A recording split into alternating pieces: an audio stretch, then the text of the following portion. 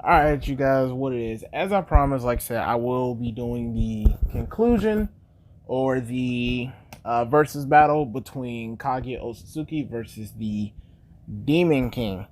Now, like I said, I discussed this for a good amount of time myself, really trying to figure out, looking back on the Naruto chapters, the Seven Deadly Sins chapters, and I think that I've personally come to a pretty satisfying conclusion for, I feel like, both ends, and I feel like what makes the most amount of sense. Now, this video won't be like a super in-depth video, so because of that, it's really just discussing how I feel these characters should win. So because of that, I feel like you should definitely look at some of the two other videos I made, such as the Demon King power scaling and the Kaguya power scaling I did yesterday.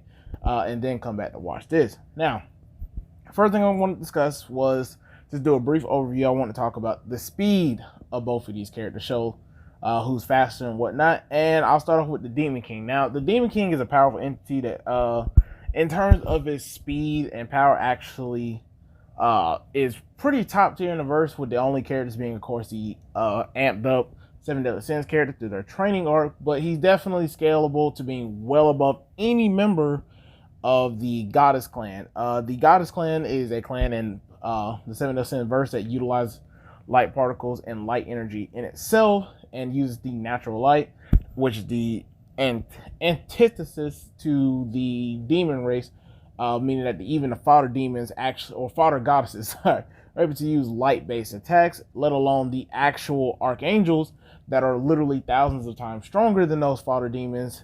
And even characters like Ludashell that get another amp on top of his already massively FTL speed. He gets another amp using his grace power, the Flash, and even then he still is seen as much slower than characters like the Demon King and even amped up versions of the Seven Deadly Sins characters. So, easily put the Demon King around massively FTL.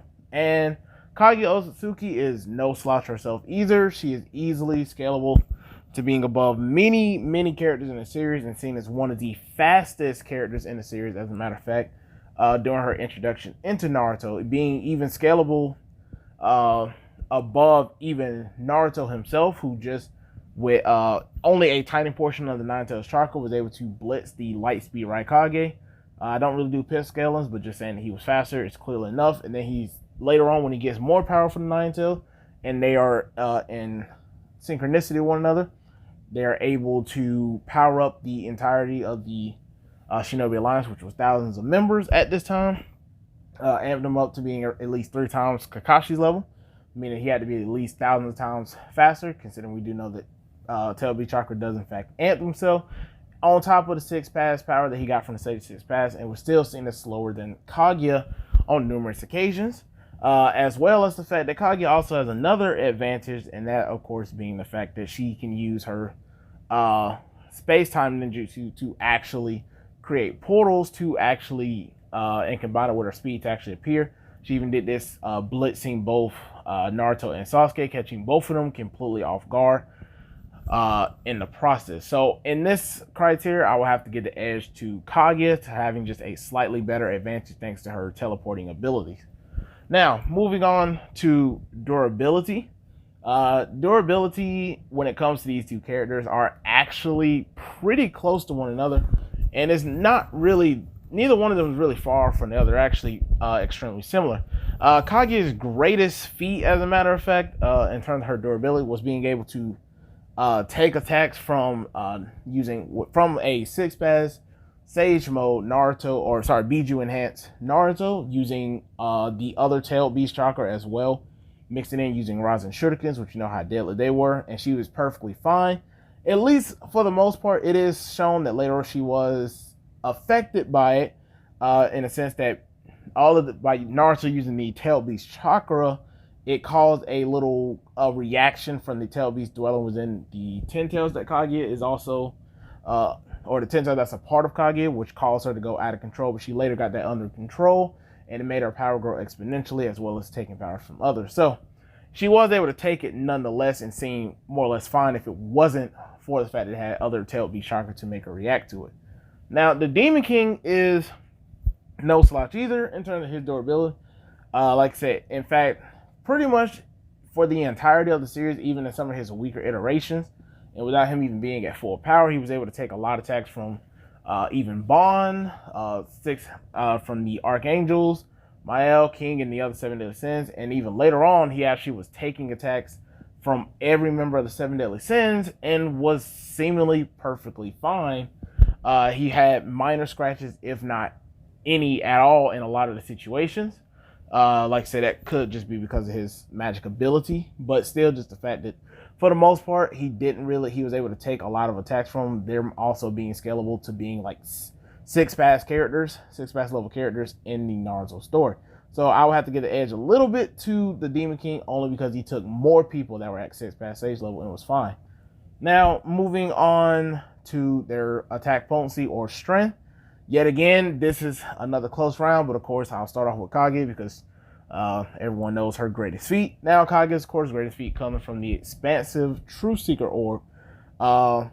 It was a powerful attack that she created after being able to fully control the power of the Ten Tails that was going wild after being hit with Naruto's Rising Shurikens, and was able to gain it under control while also taking power from the Infinite Tsukiyomi and then forming a mess. The expansive Truth Seeker Orb, which was stated in the data books to being able to destroy her entire space-time realm, and even in the manga, Zetsu himself stated that she was going to destroy and create another one by using this expansive Truth Seeker Orb, which I stated should be anywhere between like a multi-planetary, because I don't think that's just planetary, because she definitely scales above Dexter, she scales above even the Ten Tails, so it should be easily a multi-planetary to, like I said, if you want to say a star level feat, which, like I said, puts her at a really, really good high.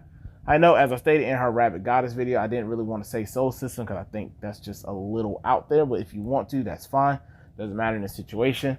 The Demon King, in just one of his weaker iterations after possessing Zeldris, and while Zeldris, while he didn't even have his full magic power, was still a threat to the entire Seven Deadly Sins world just by his mere presence existing on the mortal plane. And this is, like I said, while he's in one of his weaker iterations at the time. Let alone the fact he goes through numerous other transformations. He goes through one other when he gets more power to stand in the Lady of the Lake, and then, of course, gains another boost that puts him in his final form, if you wish to say that. While he was still possessing Zeldris, showing, saying easily that he went up 2 tiers compared to his weaker self that was still a threat to the world non-intentionally. So, nonetheless, like I said, it was still a easy feat, which definitely puts him at easily yet again, a multi-planetary threat while not even being at full power and having full strength. So without a shadow of doubt, like I said, him still being a multi-planetary threat without even being at full power is still a significant boost in power in itself, and definitely deserves some praise for that, but, down players. Regardless, like I said, if you want to say the Truth Seeker Orb, I still have to get a category to the Demon King, only because the Truth Seeker Orb has a flaw to it. For starters, she was only able to do that after finally gaining control over the tailed beast, and on top of it, she had to draw power from the Shinobi and the Infinite Tsukiyomi. And on top of which, I feel like the later thing, of course, is the fact that it wasn't just a quick action. It was just, since she had to form it, and it was taking time, which will not work on someone like the Demon King. So I feel like in this particular status, like I said, because the Demon King can produce those level of attacks at a easier rate and doesn't have to sit there basically kind of charging it up like some Dragon Ball character for a long period of time, gives him a bit of an edge considering he can do rapid fire attacks compared to her. Now, I know what you're probably going to say, oh, that means the fight's pretty much over. Well, there is still other things to go over, and I don't want to just say, oh, well, that's it, the Demon King can do higher damage in a rapid fire. So I'd rather just simply talk about some of the other ways that there is things that Kaguya can do to actually win this fight and actually beat the Demon King. I'm going to go over them here, and this is because of her essential abilities, not so much her overall attack potency. Now, like I said, as I mentioned before, one of the abilities that she has that she's able to do is being able to use her space-time ninjutsu to actually go around and essentially teleport around the field itself, which was even able to catch Naruto and Sasuke off guard, both of which have extreme reaction time and even extreme sensory and perceptive abilities, and neither one of them could actually react to her doing this, and it was just in one switch motion. And in that same scene, she actually managed to capture both of them and even had the ability to drain chakra. Now, like I said, the whole drain chakra might not work in this situation. It honestly just depends on whether or not in this battle you guys want me to count chakra and magic as being the same thing. Though usually, because they have completely different fundamental properties, they're not anywhere near the same thing. But if you want to, then we can say that she could be able to do the same thing to the Demon King. As well as, of course, her good old-fashioned ability to literally teleport anyone in her vicinity to one of her various space-time, one of her various dimensions. In these dimensions, like I said, she has a ice dimension, a desert dimension, a sea of acid, lava, gravity, and of course her main time space ninjutsu, where she can actually, which is connected, and it allows her to draw more power from things like the infinite Tsukiyomi, from the Shinobi in the infinite Tsukiyomi, as well as the simple fact that not only can she bring you to one of these dimensions, but she can also merge with nature, which we've seen when she was fighting against Naruto. She was able to merge herself with her time space dimension and create more like a inorganic possession type thing, where she was able to become it and actually use the environment against Naruto to actually trap him in one section. So she would indeed be able to actually use her environment to her advantage as well. So it's not just simply her trying to just teleport into these places to save her, so she can just use it to utilize her environment as another way of attack potency as well. But even that pales in comparison to her number one technique, that essentially is a one-shot, one-kill, at least to my knowledge, which allows her, if she pierces you with her murderous bone ash, it literally does exactly what it says. You literally crumble into dust itself just by getting pierced from it. Even the clones of Naruto and Naruto himself even feared, if he gets hit by that even once, then that will be the complete end of him, and that will be it, and they will die. She's also shown the ability that she's actually able to shoot those things at a rapid fire pace, as well as even being able to shoot them through by creating miniature portals, as well to being able to fire them at them from behind, as long as you're in one of her time space ninjas. So she's also able to do it in that method as well, so she can fire it from different angles.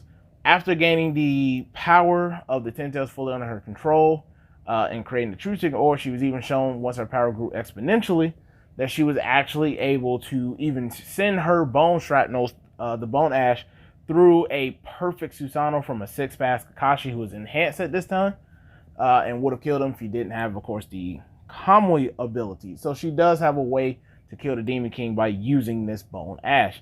Now, as I mentioned before, the Demon King is no slouch either. He also has the ability of creating things such as the Sage of Sighing and things of that nature, or the Hermit Sage, which allows him to literally summon rapid fire explosives at any point that can even act autonomous and doesn't actually need for him to control them. He just simply sends them up and they will actually fire down on his opponents, and it doesn't seem like it drains him at all entirely. He did it in one of his weaker forms.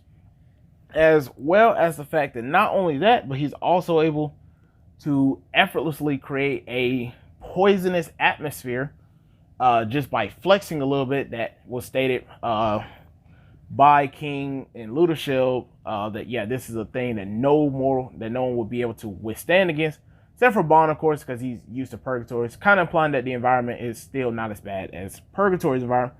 Still, the fact that he's able to do that nonetheless.